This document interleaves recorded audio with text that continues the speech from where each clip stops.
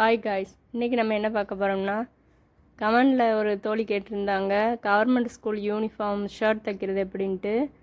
இது வந்து 34 சைஸுங்க, அதாவது 1லேருந்து 5th வரக்கூட இந்த ட்ரெஸ் வந்து பெரிய ஷர்ட்டுக்கும் இதுக்கும் அவ்வளோ டிஃப்ரென்ஸ் இல்லை. பின்னாடி வைக்கிற அந்த யோக் இருக்குது பார்த்திங்களா, அதில் வந்து டபுள் பீஸ் வரும், இதில் சிங்கிள் பீஸ் தான் வரும், வேறுபடி எந்த மாற்றமும் கிடையாது. இந்த மாதிரி இப்போ வந்து 50 பீஸ் கட்டில் வந்துங்க, ஒரு 50 பீஸ் வந்து ரைட் சைடுக்கும் 50 பீஸ் வந்து லெஃப்ட் சைடுக்கும் நம்ம வந்து எடுத்து வச்சுக்கிறணும், எண்ணி எடுத்து வச்சுக்கணும். ஏன்னா இது வந்து மாறுறதுக்கு வாய்ப்பு இருக்குது. நம்ம தைக்கும்போது ஒரு சைடு வந்து உள்ளே வச்சு தைக்கிற மாதிரி, ஒரு சைடு பேக்கில் ஹோல்ட் பண்ணி தைக்கிற மாதிரி வரும். அதனால் நம்ம வந்து 50 பீஸாக எண்ணி எடுத்து வச்சுக்கிறணும். ஃபஸ்ட்டு நான் ஸ்லீவை தைச்சி வச்சுட்டேன். இப்போ வந்து ஃப்ரண்ட் பீஸ் தைச்சிட்ருக்கேன். ஒரு 50 பீஸ் ஃப்ரண்ட் பீஸும் 50 பீஸ் பேக் பீஸும் தனித்தனியாக எடுத்து தைச்சி வச்சுக்கிறணும். அப்போ தான் நம்மளுக்கு புரியும் அது வந்து தைக்கிறது. அதாவது நம்மளுக்கு லெஃப்ட் சைடில் வந்து பாக்கெட் வரும், அதனால் அந்த லெஃப்ட் சைடு தனியாக, இது தனியாக நம்ம பட்டன் வைக்கும்போது மேட்சிங்காக வர மாதிரி தனித்தனியாக வச்சு தைக்க வேண்டியிருக்கும். அதை வந்து கொஞ்சம் பார்த்து தைச்சிக்கோங்க நீங்கள்.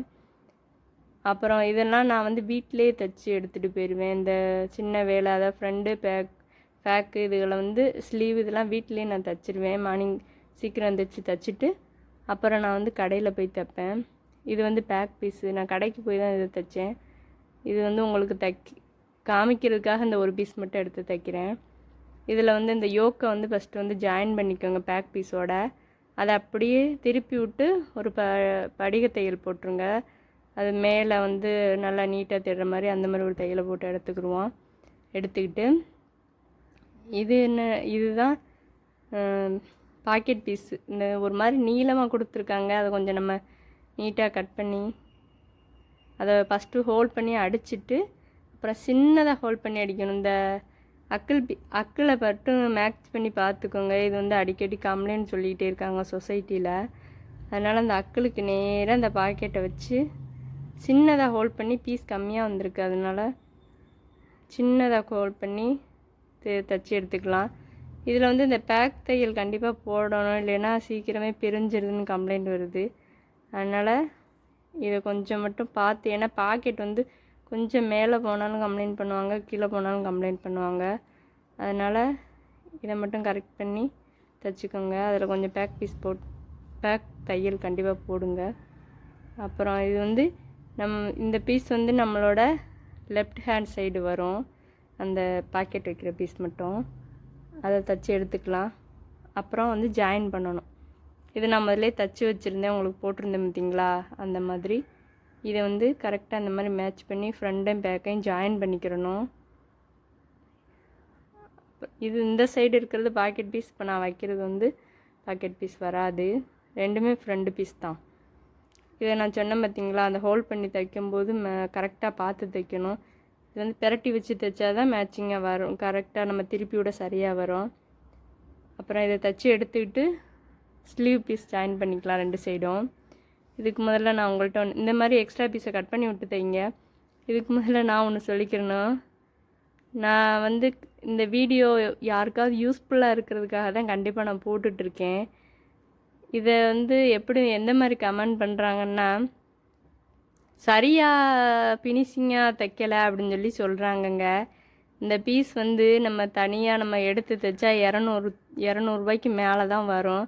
இதை நாங்கள் வெறும் 20 ரூபாய்க்குள்ளே தைச்சிக்கிட்டு இருக்கும்போது நம்ம அதுக்கு தக்கன தானே தைக்க முடியும்.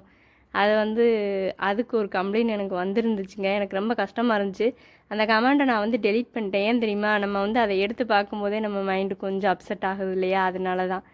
நான் வந்து இதை வந்து மெனக்கட்டு எடுத்து போடுறேன்ட்டா அது வந்து யாருக்கா பிரயோஜனமாக இருக்குன்னு சொல்லி தாங்க எடுத்து போட்டுக்கிட்டு இருக்கேன். சரி, நம்ம இது வீடியோவுக்கு வரலாம். இது வந்து கையை வந்து இந்த மாதிரி ஸ்லீவ் வந்து இந்த மாதிரி அட்டாச் பண்ணணும். அது ஒரு ஷேப்பில் வர்ற மாதிரி அட்டாச் பண்ண சொல்லியிருக்காங்க. நம்ம வந்து எக்ஸ்ட்ரா தைக்கக்கூடாது. அதில் அந்த பீஸ் இருக்குது பார்த்திங்களா, இந்த மாதிரி தைச்சிட்டு இது ஃபஸ்ட்டு நம்ம இதை ஜாயின் பண்ணிக்கிறணும். கரெக்டாக அந்த இடத்துக்கு வர்ற மாதிரி ரெண்டு சைடும் ஒரே மாதிரி வர்ற மாதிரி மேட்ச் பண்ணி தைச்சிக்கிறணுங்க.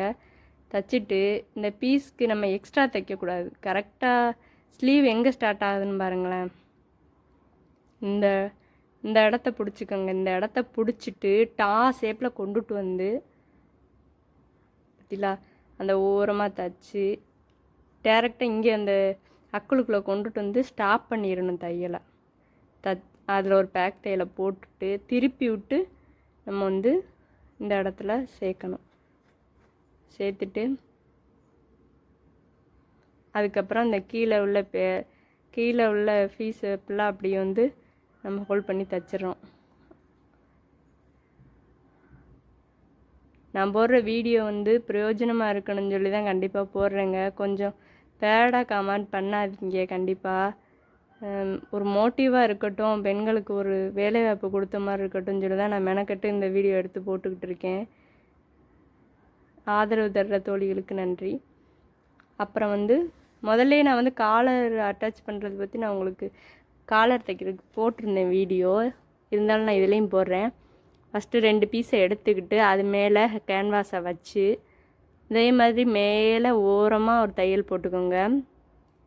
இந்த தையல் வந்து ஃபுல்லாக போட்டு விட்டுட்டு இந்த முனையிலெலாம் கரெக்டாக கொண்டு வந்து நிப்பாட்டி தோணுங்க. அப்போ தான் அந்த ஷார்ப்னஸ் உங்களுக்கு கிடைக்கும். அப்புறம் திருப்பி விட்டுக்கோங்க. விட்டுட்டு இந்த எக்ஸ்ட்ரா பீஸ் எல்லாம் கட் பண்ணி எடுத்துருங்க. எக்ஸ்ட்ரா பீஸ் எல்லாம் கட் பண்ணி விட்டுட்டு இந்த முனையில் வந்து ஒரு கட் பண்ணணும் 2 சைடும். அப்போ தான் உங்களுக்கு வந்து அந்த ஷேப்பு கிடைக்கும் பாருங்கள். நான் சொல்கிறது உங்களுக்கு புரியும்னு நினைக்கிறேன். ஏதாவது டவுட் இருந்தால் எனக்கு கமெண்ட் பண்ணுங்கள். சாரி. அப்புறம் வந்து இதே மாதிரி ஒரு மேலே ஒரு தையல் பெரட்டி விட்டுட்டு நல்லா ஷார்ப்பாக உள்ள கத்திரி இல்லைன்னா ஏதாவது ஒரு ஷார்ப்பாக உள்ளதை வச்சு அப்படியே எடுத்து விட்டுருங்க. நீட்டாக எடுத்து விட்டுட்டு காலர் வீடியோ நான் முதல்ல இதுக்கு முன்னாடியே ஒரு வீடியோ போட்டிருக்கேன். உங்களுக்கு புரியுதுன்னா நீங்கள் அதை கூட பார்த்துக்குங்க. அப்புறம் இந்த மாதிரி அட்டாச் பண்ணி தைச்சிடணும்.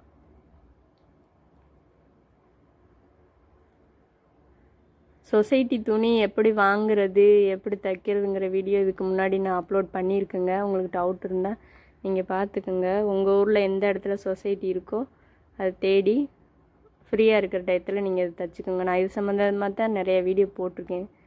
இந்த மாதிரி அதாவது ஒரு தமிழ்நாடு அரசுன்னு ஒரு பேஜ் கொடுப்பாங்க. அதையும் வச்சு நம்ம தைக்கணுங்க. அவ்வளோ. இது அடுத்த பீஸ் தைக்கிறதையும் நான் போட்டிருக்கேன் உங்கள் மோட்டிவ்காண்டி. அப்புறம் நான் தோழிகளை என்ன சொல்ல வரேன்ட்டா, உங்களுக்கு இந்த சொசைட்டி துணி ஏதாவது டவுட்டு தையல் ஏதாவது டவுட் இருந்தால் எனக்கு கமெண்ட் பண்ணுங்கள். நான் கண்டிப்பாக உங்களுக்கு இதுன்றேன். ஒரு நாளைக்கு ஒரு 25 பீஸ் தான் என்னால் தைக்க முடியுது. கடையிலையும் எனக்கு துணிகள்லாம் வர்றதுனால நான் அதையும் தைச்சிட்டு இது இவ்வளோ தான் என்னால் தைக்க முடியுது. அதில் சில பேர் கமெண்ட் வந்து பாசிட்டிவாகவும் பண்ணுறீங்க. உங்கள் டவுட்டை நான் முடிஞ்ச அளவு கிளியர் பண்ணுறேன்.